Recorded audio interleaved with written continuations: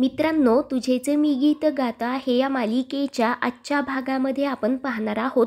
शुभंकर स्वराचा हात पकडत म्हणतो, माझ्या मुलीला माझ्यासोबत येण्यापासून कोणीही थांबवू शकणार नाही. म्हणून आता शुभंकर स्वराला तेथून घेऊन जाण्यासाठी निघालेला असतो. तर मल्हार पळत येतो आणि स्वराचा हात घट्ट पकडतो. आता शुभंकर आणि मल्हारने सुद्धा स्वराचा हात पकडून ठेवलेला असतो. ते पाहून स्वरा खूप रडू लागते. तर शुभंकर मोठ्यानेच ओढून म्हणतो, माझ्या मुलीचा हात सोड. तर मल्हार म्हणतो, तूच माझ्या स्वराचा हात सोड, कारण तू फक्त आम्हालाच नाही तर तिला सुद्धा फसवलं आहेस. अशा धोकेबाज आणि फ्रॉड माणसासोबत स्वरा मी तुला जाऊ देणार नाही. तेव्हा तो शुभंकरवर चिडूनच म्हणतो, यापूर्वी तू खरं बोलत होतास असं वाटलं म्हणून मी स्वराला तुझ्यासोबत पाठवलं, परंतु आता नाही. स्वरा या घराचा भाग होती आणि याच घराचा भाग राहील. ती मला सोडून कुठेही जाणार नाही. म्हणून आता मल्हार जे काही DNA रिपोर्ट्स असतात ते टराटरा फाडतो आणि शुभंकरच्या तोंडावरच फेकतो. ते पाहून मोनिकाच्या पायाखालची जमीन हादरते. तर बाकी सर्वजण खूप खुश होतात. तर शुभंकर म्हणतो, मल्हार तू पस्तावशील हे लक्षात ठेव. मल्हार म्हणतो, अरे मी पस्तावलो असतो, परंतु आता ती वेळच येणार नाही.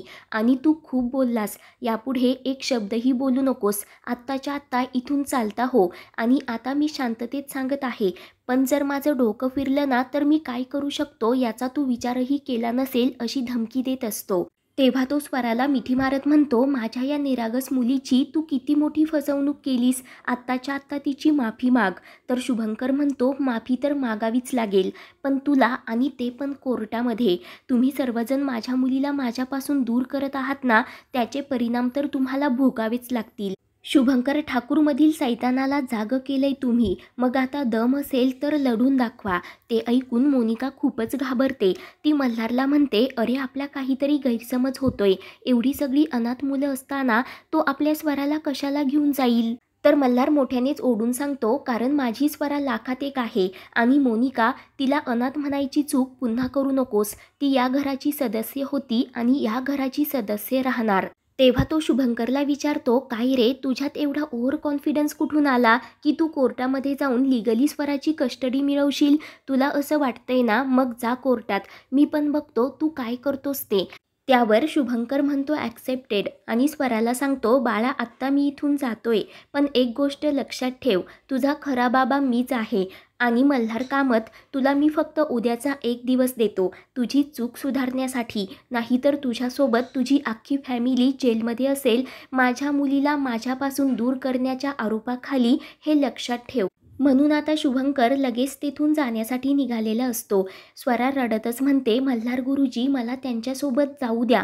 मल्हार म्हणतो, नाही स्वरा बाळा, त्या फ्रॉड आणि खोटारड्या माणसासोबत मी तुला कुठेही जाऊ देणार नाही. तू अजिबात घाबरू नकोस. तर स्वरा लगेच मल्हारला घट्ट अशी मिठी मारते.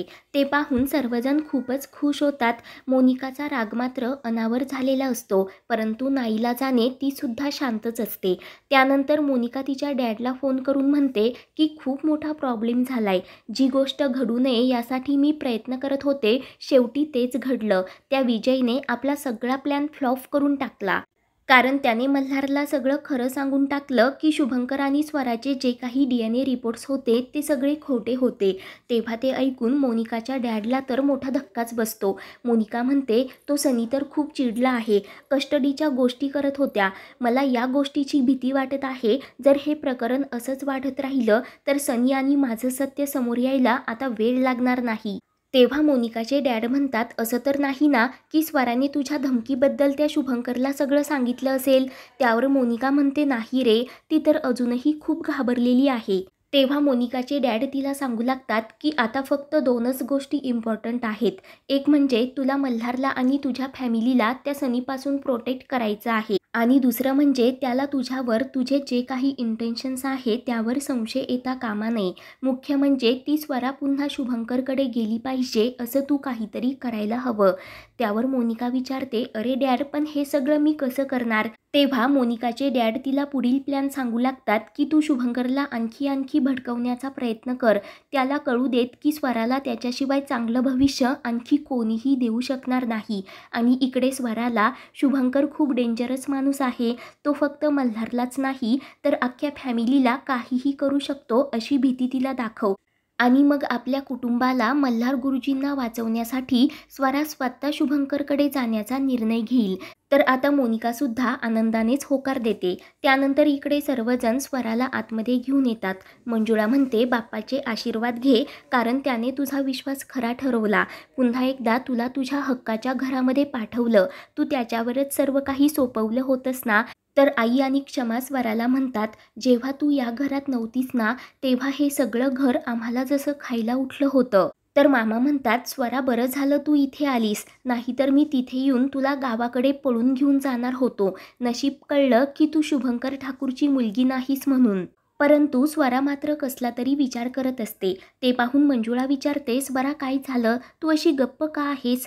क्षमा विचारते, बाळा तुझ्या मनात काही असेल ना तर आम्हा सगळ्यांना सांगून टाक, तुला कुणालाही घाबरण्याची गरज नाहीये। तर मंजुळा म्हणते, स्वरा आम्ही सर्वजण आहोत तुझ्या पाठीशी।